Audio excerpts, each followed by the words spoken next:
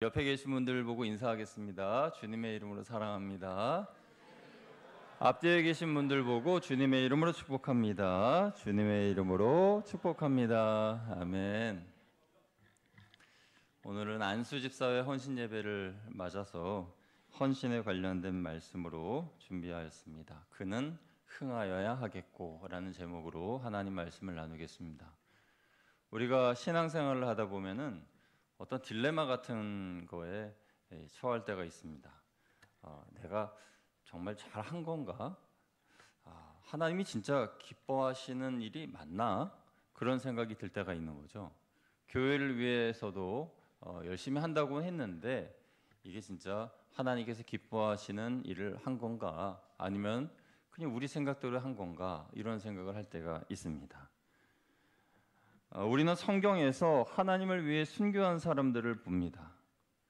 그런데 성경 어느 곳에서도 그 순교하거나 하나님을 향하여 충성한 사람들에 대한 보상에 대한 기록은 없는 것이죠.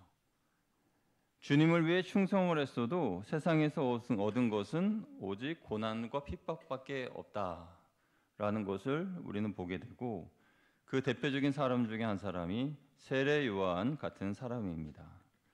그래서 세례 요한이 받은 특별한 사명을 우리가 받기에 많이 어렵기도 하지만, 그러한 사명을 받은 사람들은 그 길을 충성스럽게 가기가 정말 힘든 일이라고 할 수가 있는 거죠. 여기서 우리는 우리들의 신앙과 충성심의 한계를 느낍니다. 세례 요한은 인생의 말년에 그런 한계를 느낀 사람입니다. 그는 성경에서 매우 중요한 인물이죠. 예수님의 길을 예비한 사람입니다. 그는 예수님보다 6개월 전에 태어났고, 그는 광야에서 자라면서 메뚜기와 석청을 먹었습니다. 그러면서 광야에 외치는 자의 소리라는 수식어를 얻게 되었는데, 그가 외친 메시지의 핵심은 그리스도였습니다. 그리스도의 길을 준비하기 위하여서 광야에서 외쳤고 세례를 베풀었습니다. 많은 사람들이 와서 그에게 세례를 받았습니다. 예수님도 세례 요한에게 세례를 받으셨습니다. 요한복음 1장 32절을 보면은 요한이 또 증언하여 이르되 내가 보매 성령이 비둘기같이 하늘로부터 내려와서 그의 위에 머물렀더라 라고 하였습니다. 그러니까 요한이 볼 때에 이분은 확실히 메시아이시고 이분은 하나님의 아들이 분명하다라는 것을 이 모습을 통해서 알게 된 거죠. 그래서 예수님에 대하여 증거하였고, 또 예수님을 광고하고 홍보하고 드러내고 나타내면서 예수님은 흥하여야 하겠고 나는 쇠하여야 하리라 이렇게 말하였습니다. 그리고 예수님께서 지금 유대 땅에서 사역하시는 모습을 보면서, 그리고 자신의 제자들이 왜 선생님 우리에게 오던 많은 무리들이 예수님에게로 갑니까? 이렇게 얘기할 때에 그는 흥하여야 하겠고 나는 쇠하여야 하리라. 나는 신랑의 기쁨으로써 누리는 그 기쁨으로만으로도 충분하다. 이렇게 대답을 했던 거죠. 그랬던 그가 말년에 감옥에 갇히게 됩니다. 그리고 제자들에게 시켜서 예수님에게 가서 물어보라고 합니다. 오실 이가 당신입니까? 다른 이를 기다려야 합니까?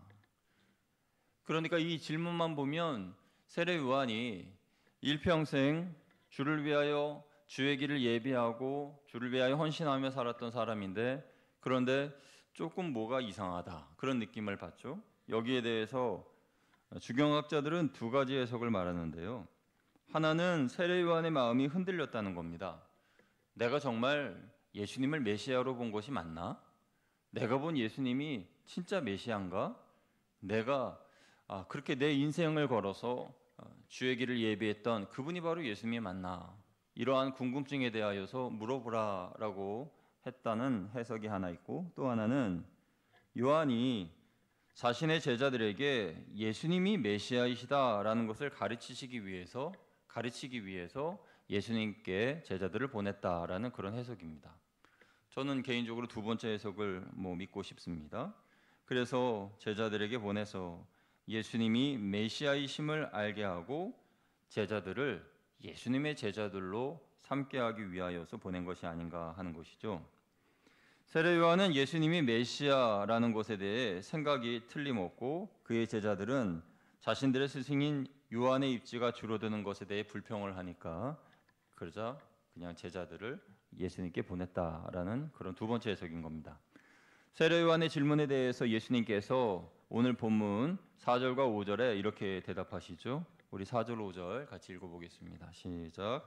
예수께서 대답하여 이르시되 너희가 가서 듣고 보는 것을 요한에게 알리되 맹인이 보며 못 걷는 사람이 걸으며 나병 환자가 깨끗함을 받으며 못 듣는 자가 들으며 죽은 자가 살아나며 가난한 자에게 복음이 전파된다 하라. 아멘.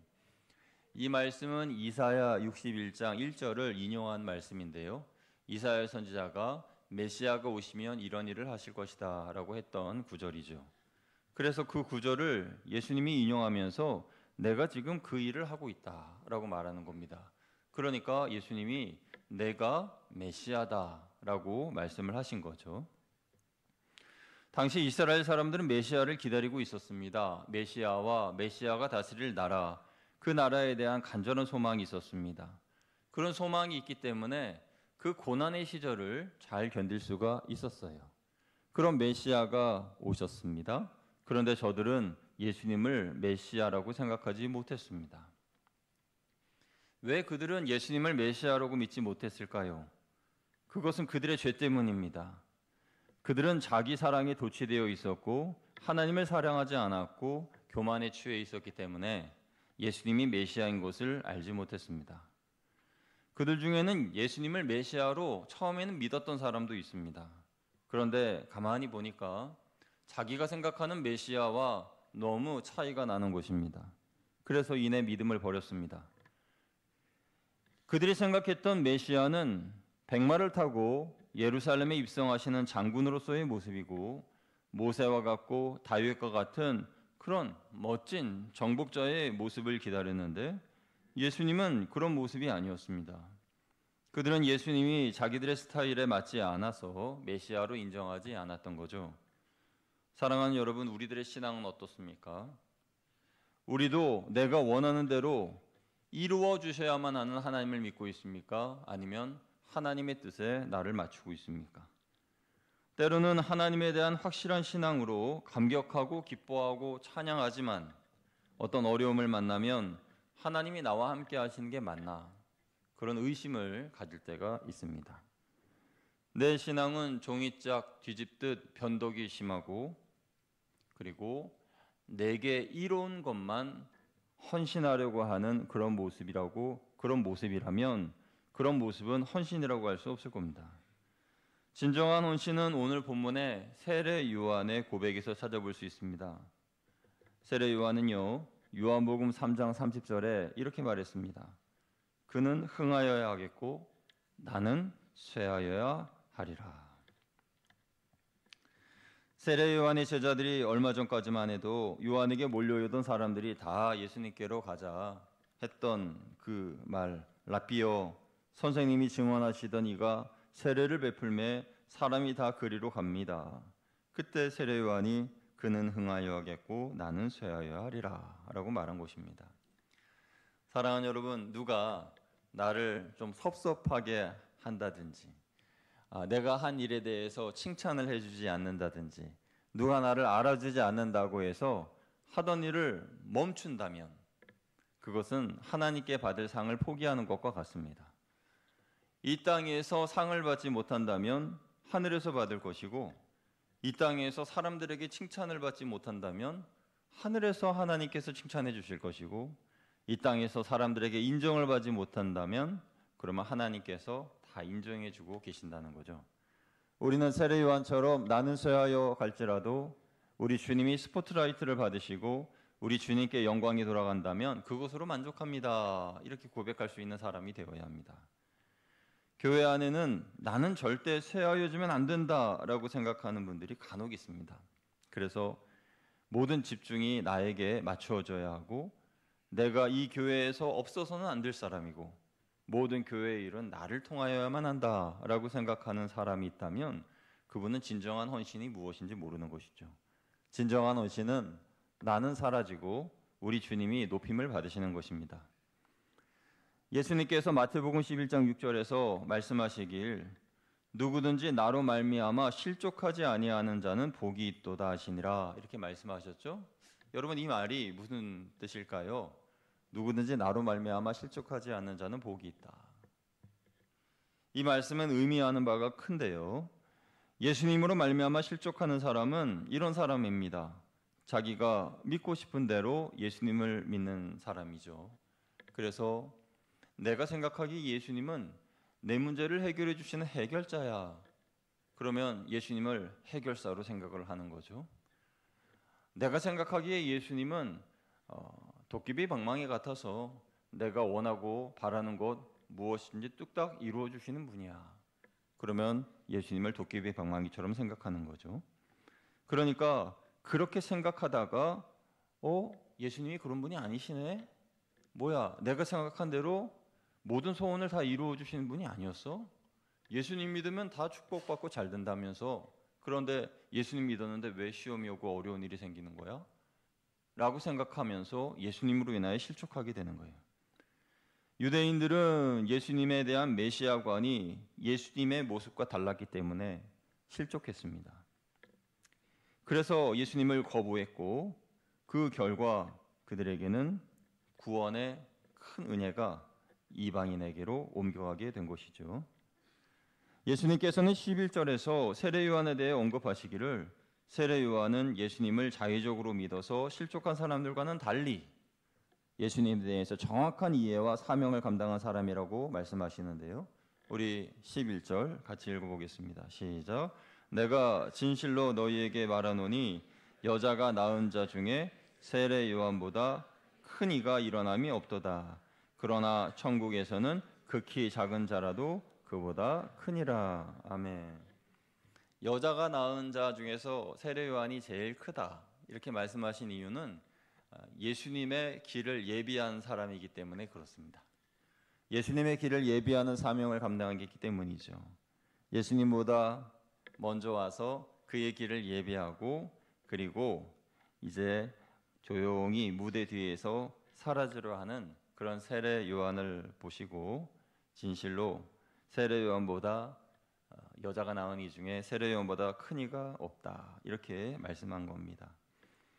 예수님을 위해서 준비하고 예수님이 무대의 주인공이 되시자 이제 조용히 사라지려 하고 있는 세례 요한의 모습.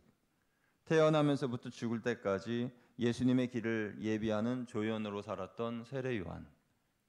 오늘 헌신 예배 드리시는 안수 집사님들은 주님의 길을 예비하시는 세례 요한과 같은 분들이 되시기를 주님의 이름으로 축원드립니다. 세례 요한은 어떻게 주님을 위해 살았습니까? 하나님의 뜻이 이루어지는 것을 보는 것만으로도 만족하며 살았습니다. 세례 요한은 예수님에게 세례를 베푼 사람이죠. 그래서 메시아가 오신 것을 분명히 보았습니다. 그러나 그것만으로 만족했습니다. 그는 자기의 사명이 예수님이 오실 길을 예비하는 것이지 예수님을 통해서 영광을 누리는 것이 아님을 알았어요. 그리고 자기는 누리지 못할 영광이지만 주를 믿는 이들이 누리게 될, 그러니까 저와 여러분이 누리게 될 그 영광을 미리 보면서 나는 그 영광과 그 기쁨을 누리지 못하지만 그러나 예수님으로 인하여 믿고 구원과 영광을 누릴 이들을 보면서 기뻐하였습니다. 이 비유가 맞는지는 모르겠습니다만은 어쩌면 이런 것과 같겠죠.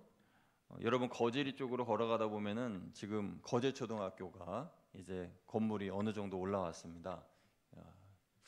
언제 완공되는지 정확하게 날짜는 모르겠지만 얼마 지나지 않으면 거제초등학교가 다 완공이 될 것 같아요. 그러면 여기에 거제초등학교 출신이신 성도님들은 막 화를 내면서 아니 내가 학교 다닐 때는 학교가 그렇게 낙후되고 별로였는데 이제야 건물을 짓는다고? 아이고 배가 아파, 아이고 배가 아파. 그러시는 분 계세요? 없지요? 아무도 그런 분 없으실 겁니다. 우리 어린 후배들이 이제야말로 정말 좋은 건물에서 좋은 시설에서 공부를 하겠구나 우리 아이들이. 그렇게 생각하면 기뻐하지 않겠습니까? 세례 요한이 예수님의 모습, 예수님의 사역을 보면서 내가 하지 못한 것을 예수님이 하네? 하고 질투하거나 예수님에게로 모여든 사람을 보면서 뭐야? 나에게 왔던 사람들이 왜 다 저쪽으로 가는 거야? 하면서 화를 낸다든지 그러지 않았습니다. 예수님으로 인하여서 사람들이 받을 그 기쁨, 또 예수님께서 누리실 것들 다 예수님의 것이며 또 예수님을 통하여 얻는 사람들의 것이라고 인정하고 기뻐하였습니다. 아마도 세례 요한의 마음은 누가복음 2장 29절 이하에 나오는 시몬의 마음과 같았을 겁니다. 시몬이라는 나이 많은 선지자는 오랫동안 메시아가 오실 것을 기대했는데요. 그렇게 기다리다가 드디어 메시아를 보았습니다. 아기 예수를 품에 안고 주제여 이제는 말씀하신 대로 종을 평안히 놓아주시는군요. 내 눈이 주의 구원을 보았나이다. 이러면서 하나님을 찬양했습니다. 그러니까 아기 예수님을 보고 메시아 예수님을 보고 이제 내 모든 기도가 응답되었다라고 하여 기뻐하며 감사하였던 것이죠. 그는 아기 예수님을 본 것만으로 만족했습니다. 하나님의 역사가 이루어진 것으로 기뻐했습니다. 우리는 나의 사명이 이루어진 것으로 기뻐해야지 내가 누리지 못한 것을 다른 사람들이 누릴 것으로 인하여 질투한다든지 내 처지를 비관하며 나 자신을 불행의 감옥으로 가두는 그런 어리석은 일들을 행하지 말아야 된다는 거죠.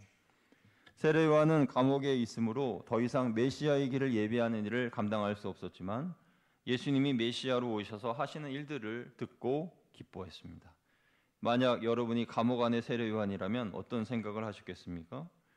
내가 평생 예수님이 오실 길을 예비했는데 이제 내게 돌아온 것은 감옥 신세란 말인가? 그런 생각을 하진 않았을까요? 결국 세례 요한의 마지막은 어떻게 되었나요? 그는 감옥에서 나와서 목배임을 당하여 순교를 당했습니다. 인간적인 눈으로만 보면 그가 고백한 대로 예수님은 흥한 것처럼 보이고 자기는 망한 것처럼 보입니다. 이 세례 요한에 대한 보상은 성경 어디에도 기록되어 있지 않습니다. 세례 요한이 그렇게 죽임을 당함으로 누구누구가 영광을 받았다는 등 아니면 세례 요한이 하늘에서 영광의 별처럼 이렇게 빛난다든지 그러한 이야기가 없어요. 세례 요한은 그냥 그 자체로 소리처럼 사라져 버렸습니다. 그러면 그 세례 요한의 인생은 실패한 인생입니까? 세례 요한의 말대로 정말 그의 인생은 망한 것입니까? 아닙니다. 세례 요한은 망한 것이 아니라 여자가 낳은 자 중에서 가장 크고 존귀한 사람이 되었고 이 땅에서는 아니지만 하나님이 예비하신 상이 그를 기다리고 있는 것입니다. 우리는 주를 위하여서 일할 때에 하늘의 미랄이 되려는 생각보다도 누군가 하늘의 미랄이 되어서 그 미랄로 인하여서 나도 덕 좀 보자, 나도 그로 인하여 영광을 좀 얻어보자 하는 생각을 할 때가 간혹 있습니다. 그런 생각은 잘못된 생각입니다. 누가 하늘의 미랄이 되어서 그로 인하여 내가 영광을 얻는 것이 아니라 내가 하늘의 미랄이 되어야죠. 그래서 나로 인하여서 많은 사람들이 내 그늘 밑에 쉼을 얻고 내게서 맺혀지는 열매를 따먹고 또 쉬었다 가는 그러한 큰 나무로 성장하는 사람이 되어야 하지 않겠습니까? 하나님의 일이 잘 되어가는 것을 보는 것만으로도 만족하고 감사할 수 있는 믿음을 가져야 됩니다. 그리고 나는 쇠하여도 주님만이 흥하셔야 한다라는 그런 참된 헌신의 믿음을 가져야 한다는 것입니다. 사랑하는 여러분, 우리는 나 같은 죄인 살리신 그 크신 은혜 고마워, 이런 마음을 가지고 나의 악과 나의 죄를 청산해 주신 하나님의 은혜에 감사하면서 주님의 흥하심에 기뻐하고 즐거워하는 저와 여러분이 되기를 주님의 이름으로 축복합니다. 비록 내가 지금 누리지 못하고 내 신앙의 후배들이 누릴 영광이라 하더라도 우리는 끊임없이 우리 후배들을 위해서, 우리 후대의 신앙인들을 위해서 심을 수 있는 사람들이 되어야 합니다. 헌신을 심고 물질을 심고 시간을 심고 또 충성을 심고, 그래서 이외에 우리 자녀들이 또 우리의 다음 세대들이 거둘 수만 있다면 오늘 우리의 헌신은 값지고 귀한 것입니다. 그래서 세례 요한처럼 우리는 소리 없이 사라져도 하나님께서는 우리를 존귀하게 여기시고 잘했다 칭찬해 주시는 존귀한 사명자로 인정해 주시는 것입니다. 그런 성숙한 믿음과 헌신으로 충성하시는 우리 안수 집사님들과 우리 거양교회 성도님들 다 되시기를 주님의 이름으로 축복합니다. 함께 기도하겠습니다. 하나님 감사합니다. 세례 요한의 영성을 우리가 살펴보았습니다. 하나님, 이미 믿음으로 헌신으로 충성하시는 안수 집사님들이시지만 오늘 이 말씀을 통하여서 더 하나님께서 귀하게 사용하시는 분들 되게 하여 주시고 우리 모든 성도님들도 세례 요한의 영성을 본받아 주를 위하여 살아가는 조연으로서의 인생을 살게 하여 주시옵소서. 감사드리며 예수님 귀하신 이름으로 기도드립니다. 아멘.